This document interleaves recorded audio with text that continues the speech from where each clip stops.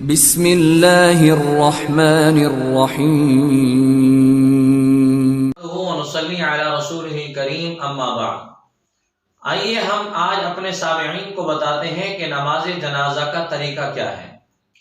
نماز جنازہ کا کوئی مشکل طریقہ نہیں ہے۔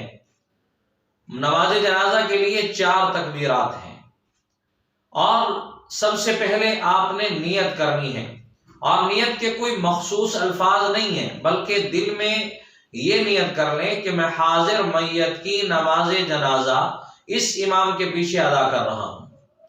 یہ ہم آپ کو جنازہ بتا رہے ہیں بالغ مرد اور عورت کا۔ ہم نے سب سے پہلے اللہ اکبر کہہ کر نیت باندھنی ہے۔ جب ہم نے پہلی تکبیر کہہ لی، ہاتھوں کو ناف کے نیچے باندھ لیا، اور پھر آپ نے پڑھنا ہے سبحانک اللہم وبحمدک وتبارک اسمک وتعالی جدک وجل ثناؤک ولا الہ غیرک۔ اور اگر وجل ثناؤک نہیں پڑھا، جنازے پر کوئی اثر نہیں پڑتا۔ نمبر 2، جب آپ نے دوسری تکبیر کہنی ہے، ہاتھوں کو نہیں اٹھانا، ہاتھوں کو نیچے ہی باندھ کر رکھنا ہے، اور اللہ اکبر کہہ کر آپ نے درود شریف پڑھنی ہے۔ اللہم صلی علی محمد وعلی آل محمد کما صلیت علی ابراہیم وعلی آل ابراہیم انک حمید مجید۔ اللہم بارک علی محمد وعلی آل محمد کما بارکت علی ابراہیم وعلی آل ابراہیم انک حمید مجید۔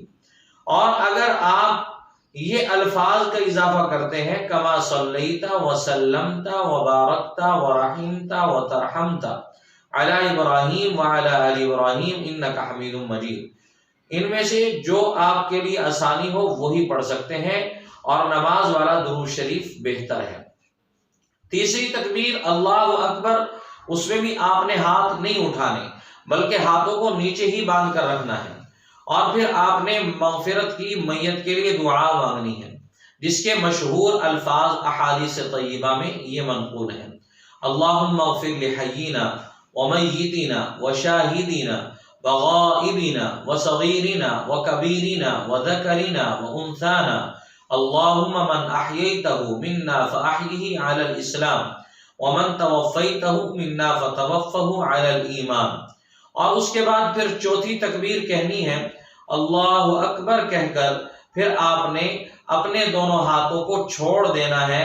یہ طریقہ بھی ثابت ہے، اور دونوں طرف آپ سلام پھیریں اور پھر ہاتھوں کو چھوڑ دیں، یہ طریقہ بھی ثابت ہے۔